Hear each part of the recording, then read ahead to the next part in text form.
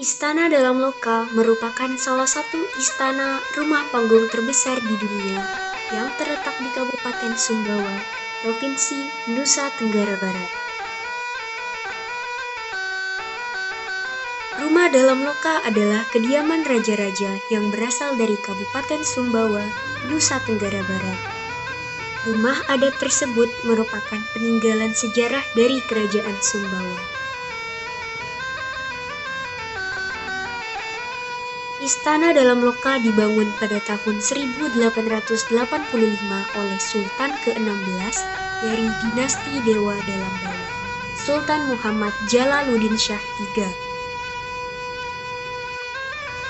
Dahulu, Istana Dalam Loka merupakan kediaman raja beserta keluarga sekaligus sebagai pusat pemerintahan.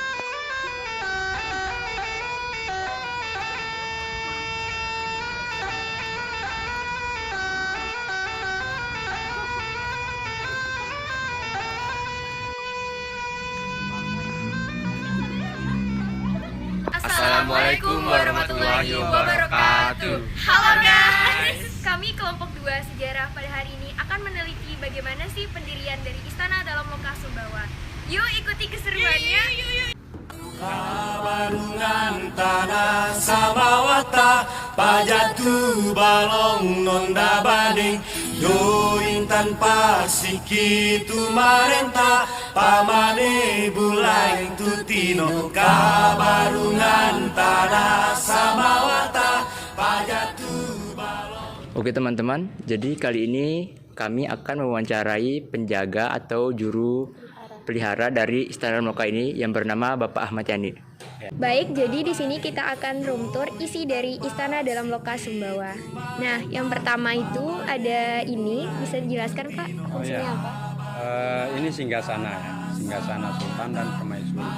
Ini adalah replika dari singgasananya beliau. Kalau yang aslinya itu ada di Istana Balakuning, tempat kediaman Sultan sekarang.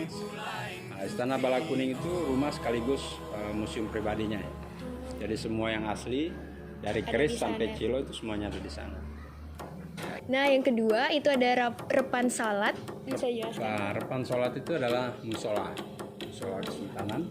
Jadi ketika beliau itu nggak sempat sholat berjamaah di masjid, karena ini sudah satu area dengan masjid. Nah, beliau akan sholatnya itu di sini.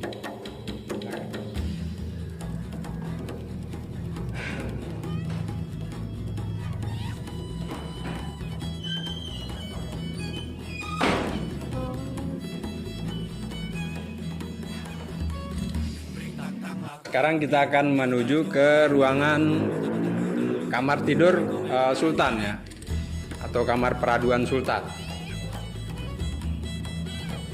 Nah, ini kamar peraduan Sultan. Jadi ini dulunya ditutup dengan semacam tirai, penyekat antara kamar tidur, ya pembatas, penyekat antara kamar tidur dengan ruang tamu khusus permaisuri. Jadi mungkin ada jiran tetangganya permaisuri dulunya atau tetangganya, jadi mereka akan ngobrolnya tuh di sini. Nah, kita ke ruangan berikutnya. Nah, ini kamar putrinya Sultan. Sama juga, ini dulunya ditutup dengan semacam tirai, penyekat antara kamar tidur dengan ruangan khusus dayang-dayang yang melayani si putri. Nah, di depan kita ini sekarang ada tiang buntung. Tiang buntung atau bahasa Sumbawanya itu tiang kuntung. Ini dulunya fungsinya itu tempat menaruh lampu ya.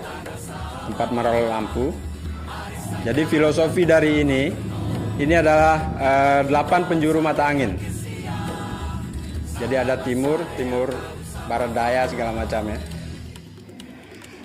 Nah, kita ke ruangan berikutnya. Itu adalah dapur ya. Jadi zaman dulu sudah ada dapur bersih, dapur kotor. Nah, ini dijadikan dapur kotornya. Sementara di sini dijadikan dapur bersihnya. Ya, kalau ini kamar atau ruang keluarga. Jadi ketika malam, ruangan ini dijadikan tempat peristirahatan dayang-dayang. Nah, kita bisa lihat di samping. Ini adalah juli. Juli ini digunakan untuk mengangkat sultan dulunya ya. Ini terakhir digunakan tahun 1934. Itu perpindahan Sultan dari Istana Dalam Loka menuju Istana Bala Putih.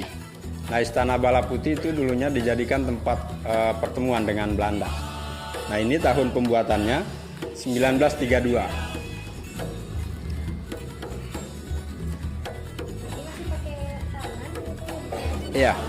Iya, masih alami. Jadi penobatan Sultan tahun 2011 kita nggak pakai ini, kita buat duplikatnya ya, untuk menjaga yang asli.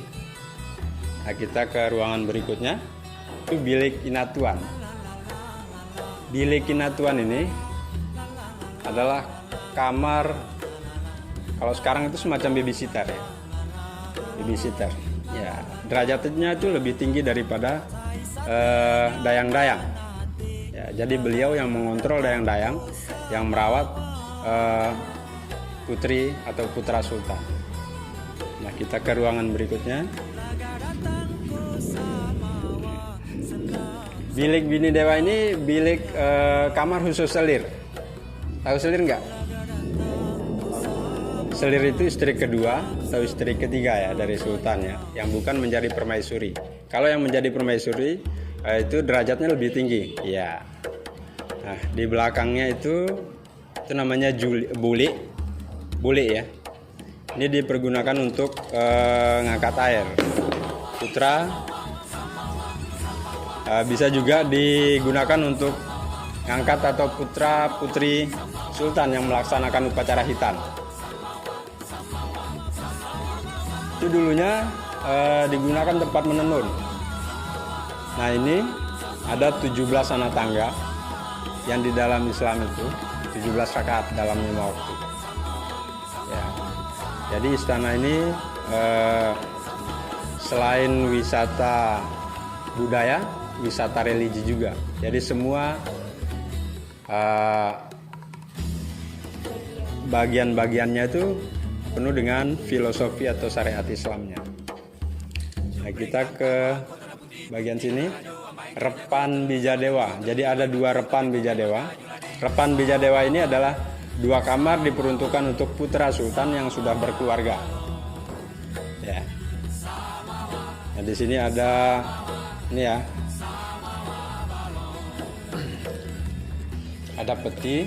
Jadi kalau peti yang besar itu dulunya digunakan tempat menyimpan pakaian. Yang kecilnya itu digunakan tempat menyimpan perhiasan. Nah, ini adalah alat-alat musik tradisional Sumbawa. Bagian ini dijadikan tempat bermain khusus putri.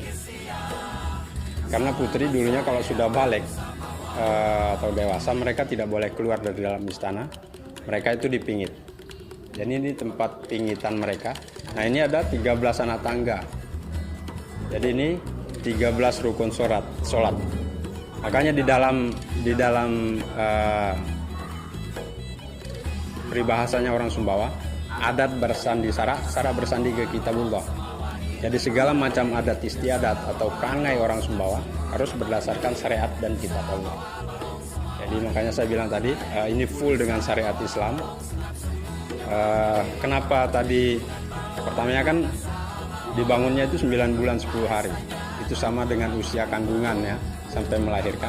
Karena si sultan ingin Sumbawa yang baru, Sumbawa yang terlahir kembali. Dan bangunan ini ditopang oleh 99 tiang penyangga, yang di dalam Islam itu 99 Asmaul Husna. Jadi seperti itu. Baik, jadi ini ada pertanyaan lainnya yang akan kita tanyakan.